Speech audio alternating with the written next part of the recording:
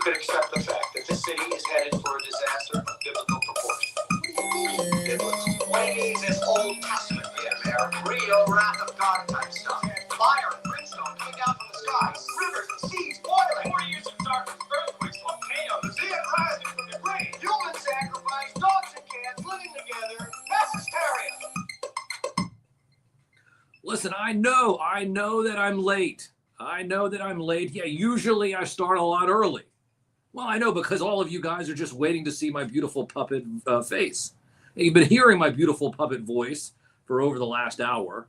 But then you're like, hey, well, Sam, we want to see you. So yes, I have finally turned on the Sam cams. We are broadcasting live here, WDCE 90.1 FM out of the University of Richmond.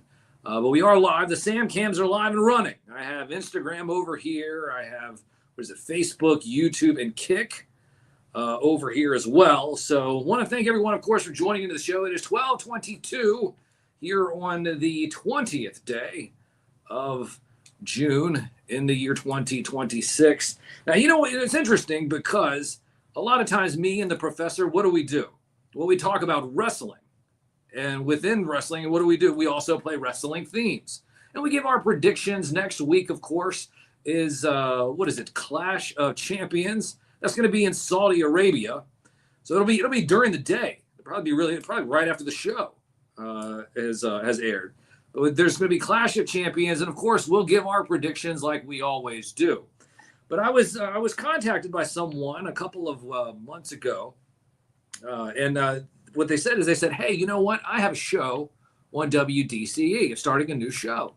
And I was like, well, hey, that's great. What is it? He says, well, it's wrestling themes. I said, well, that's fantastic. But then I started realizing that it's not only, the common wrestling themes that you're familiar with. And no. We're talking about old records of wrestling themes that go back to the 50s and the 60s. And there's all kinds of wild stuff. So you know what? I wanted to get the DJ in. I guess we consider you a DJ. Are you considered a DJ? Yeah. Okay. Yeah. So DJ Mambo. But anyways, just Mambo. Mambo, you have this show. It's called Ringside Rhythms, and I thought it was absolutely incredible. So I wanted to get you here on the show. I was so glad that you said, "Hey, listen, I want to come and hang out with you." One morning, and I was like, well, I don't know if he wants to do that because I'm going to put him on the microphone and just start interviewing him. So, but we're happy to have you here, Ringside Rhythms, and want you to just talk all about it. So listen, the floor is yours. Ringside Rhythms, what is this all about? Yeah, hey, thank you so much for having me in the studio today, Sam. Definitely big fan. I've been listening to WDCE for a while, always see you, so love being here in the studio with you. Definitely thanks for having me on. Oh, like I said, thanks for coming, and it's interesting because I always think about wrestling themes and, think about Hulk Hogan, Real American, The Rock, and all his 20 different themes that always start with, do you smell what The Rock is cooking? But what you do is you actually have a whole slew. I think, what did you tell me? 300 records? I'm getting close to it. I'm about 285 right now, total. And this is all just wrestling music? So what is this? So basically any sort of record that has any connection to pro wrestling, meaning wrestlers singing, playing an instrument, wrestler theme songs, like you said. And I started branching out to songs about wrestling or songs about wrestlers or albums with wrestling on the cover. Basically, if it has any sort of connection to pro wrestling released on vinyl, I'm trying to collect it. I'm trying to play it here on my show, Ringside Rhythms. So when you started this journey, when you said, hey, you know what, I'm going to do this show, I guess, so is it safe to say that you are a wrestling fan? Definitely, yeah. I grew up watching wrestling in the very early 90s, all through the mid-90s, As a teenager, as I started getting to high school in the early 2000s, I kind of tuned out a little bit, started going down another path. But about 15 years ago, I started watching wrestling again. And definitely a big wrestling fan, I would say. So you mentioned that you have these records, and it's not only wrestling themes, but it's wrestlers who actually play music and have their own albums. Yeah. So this is a thing. So a lot of these wrestlers are also musicians as well. Yeah, definitely. A lot of these, especially a big chunk of them are from Japan. a lot of the records I have. So especially a lot of these wrestlers and the female women wrestlers from the 80s, a lot of them were pop stars as well as wrestlers at the same time. Crush Gals, Devo Masami, these different wrestlers were releasing albums at the same time as wrestling and performing before the wrestling shows as well. And then we have American wrestlers as well. Terry Funk released a couple albums. Or the WWF released a couple albums. A wrestling album was released in, I think, 85 and has a lot of different wrestlers singing on it, like Roddy Piper and Mean Gene Okerlund and a lot of characters like that. So there was a lot of wrestlers who I think in the 70s and 80s were trying to go down a musical path as well, and just were releasing records on the side. So as they're releasing records now, this is music, like actual rock music or any type of music. It wasn't like that they're just singing about their bumps in the ring. It was their songs, right? Oh, yeah, so definitely legit music as well. And that's the thing I love about these records, especially when I first found them, and these wrestling theme songs, especially from Japan in the 80s. All sorts of different genres, just funk, disco, big band, all sorts of different music on these. You know, when I tell people I play wrestling music and I collect wrestling music, like you said, people think of Hulk Hogan and Stone Cold Steve Austin, and they say, oh, it's all just jock rock stuff. And I'm like, no, I have music from all over the world, all different genres. It's incredible the different kind of stuff they have here. And so you have these almost 300 records. And when is your show? When do you do a show? Yeah, so I'm here on the air, WDCE 90.1 FM. I'm on every other Saturday at 3 p.m. At least that's for the summer semester. We'll see what happens in the fall. I might try to bring it on weekly in the fall, but as I was easing into it, I didn't want to go through all these records very quickly. As of right now, I'm bi-weekly during the summer, every other Saturday, 3 p.m. I'll be on the air today at 3 p.m. Here at WDCE on the air.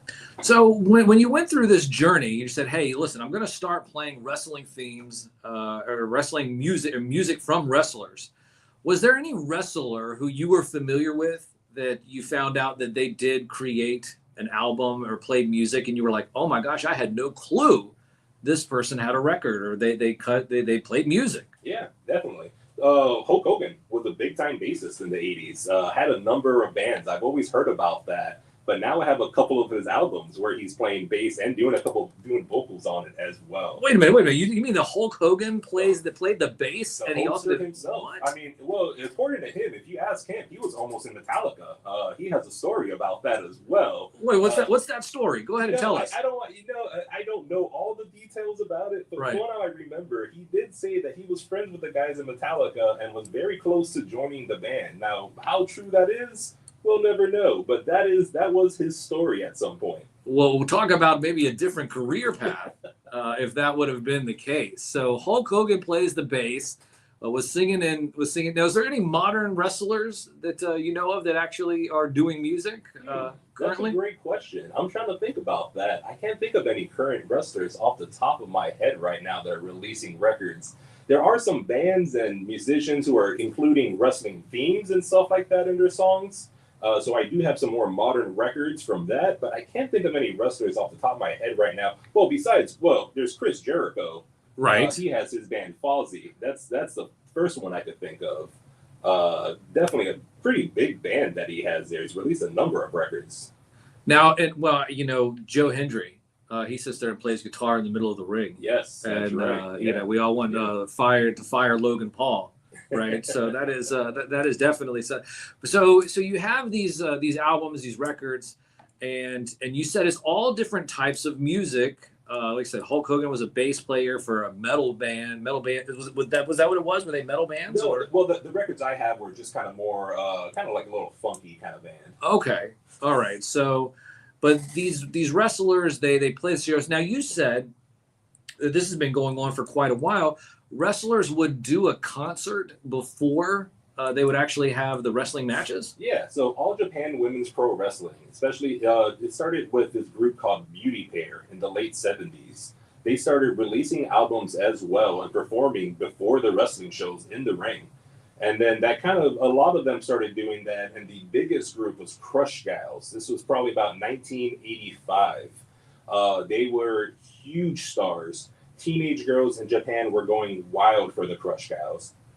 and they had incredible matches with Dump Matsumoto, an incredible wrestler from Japan. She released an album as well. But yeah, these Japanese wrestling stars were performing in the ring before the show. So if you ever catch any All Japan Women Pro Wrestling, there is a lot of it on YouTube. You can catch some of these performances as well.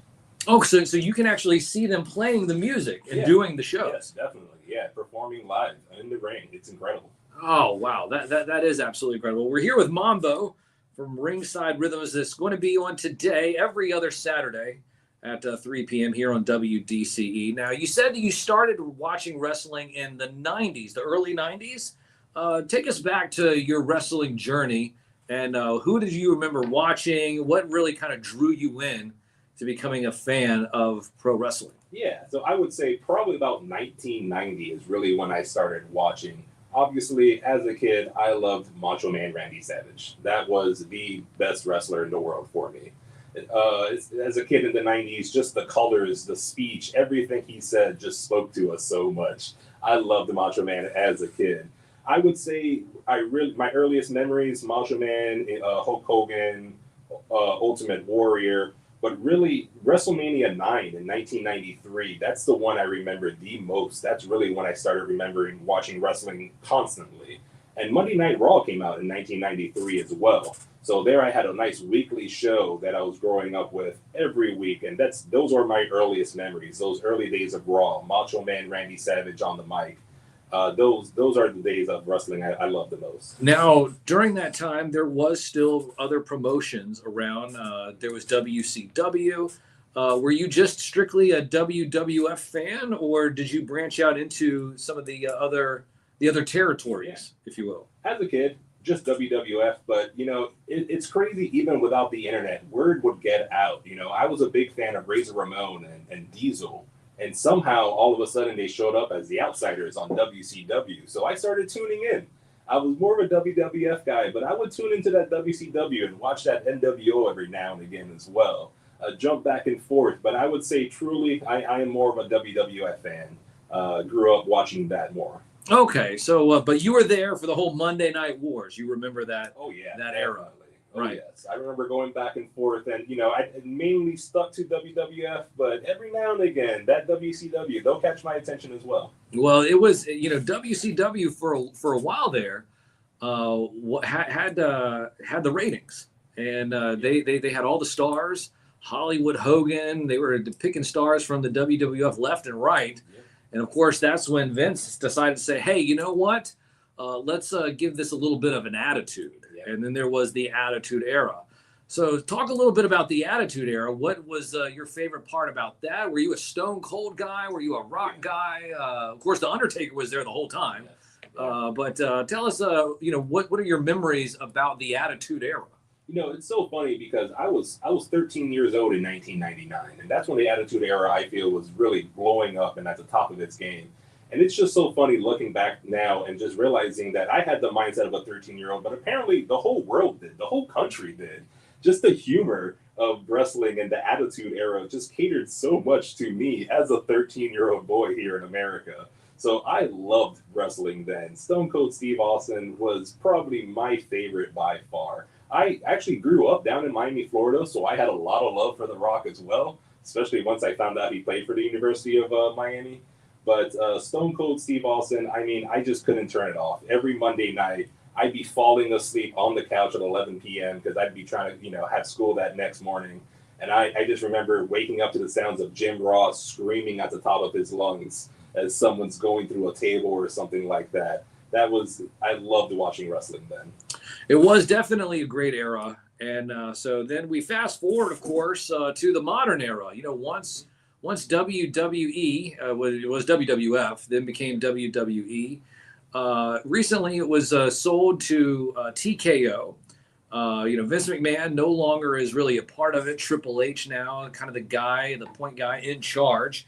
What's your thoughts on modern wrestling and in terms of WWE? Sorry, excuse me, the product. I always want to call it WWF. You're one of those fans, those old fans, and it's still WWF to me. So WWE, what the product that they're doing now? What's your thoughts about all that? It's definitely different. It's definitely a bit different than it used to be as a kid. I still watch it. I still watch every week. Sometimes it is a little frustrating dealing with all those ads during Monday Night Raw on Netflix. But I still enjoy the product overall. I still tune in every week. I still go to the Reddit page and listen to everyone's opinions going back and forth about it. I still have a lot of love for the product, but I will admit it's a little different than it used to be. That's for sure. Yeah, definitely different. And of course, you have new competition now.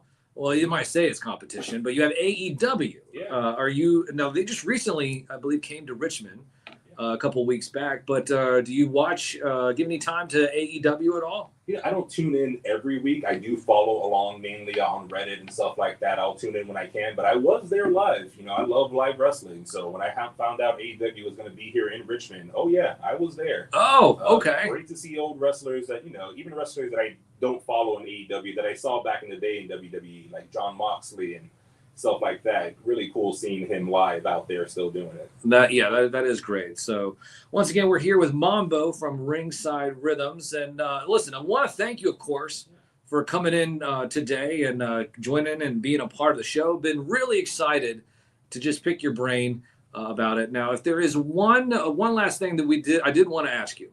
So of all of your records that you've gotten so far, what's the Grail record that you have that you were able to finally get, and the one that you were maybe hunting for and you said, oh my gosh, I can't believe that I got that record? What's the one Grail record that you have? Ooh, that's definitely a little bit hard. I'm trying to think about which one I've gotten. I'm about to pull the trigger on Fabulous Freebirds record, Michael P.S. Hayes. It's hard to find this record. I forget exactly what it's called, but he does have a full-length record out there, and definitely a little hard to find. I would say that's probably the hardest one I found so far, and I'm about to pull the trigger on that one. Right on. Well, listen, Mama, we want to thank you, of course, for joining in. One last time, where can they follow you on social media? Tell us where they can find you, where they can listen to the shows, and all of that jazz. Yeah, definitely. Yeah, tune in every other Wednesday here in WDCE 90.1 FM. I do have an Instagram. It is ringside_rhythms. You can follow me on there. I record all of my episodes and put them up on Mixcloud. So I usually try to upload that Saturday night or Sunday morning. So you can listen to old episodes on there. So if you find my Instagram, ringside_rhythms, you can see all the links on there for my Mixcloud and all of that. And I'll update you on when new episodes are coming out. Awesome. Well, Mambo, I want to thank you, of course, for joining into the show. That is Mambo, ladies and gentlemen, for Ringside Rhythms, WDCE 90.1 FM, every other Saturday here on the radio at 3 p.m. Make sure you're following him all over social media. Like I said, a little bit of an interesting day today. Things were happening and things were crazy. We were juggling flaming chainsaws underwater in the deep end with no floaties. But listen, I want to thank everyone, of course, for joining into the show. We do have Citizen Jerem coming up in just a few moments with his little Mr. Rogers segment here at the end of the show. So just continue to stay tuned to the radio. Make sure you're following online. WDCE.org is where you can listen to that, or download the Live 365 app and search WDCE. Once again, for me, at Sam Newsman, all over social media is where you're going to find me. That's at Sam Newsman, all over social media. And you'll be able to see portions of the show and whatever I decide to do during the week. Anyway, so that's going to be it for me. Once again, thanks so much, everyone, for listening. And next week, G.I. Joe, that's what we'll be talking about. G.I. Joe closing out Yo-Joe June, as they call it. Next week here on Saturday morning from 11 o'clock-ish or so when we start until we end roughly about this time, about 12:40-ish or so. Or when I decide to say, you know what, it's just time for me to go get another cup of coffee because I'm tired. I am tired. And listen, I got a long day ahead of me. So anyways, I'm going to be out of here. So anyways, thanks again, everybody. Setting the standard and raising the bar. The only way a real award-winning media puppet knows how to do. From the most trusted puppet in media, reporting since Roswell, I'm Sam Newsman.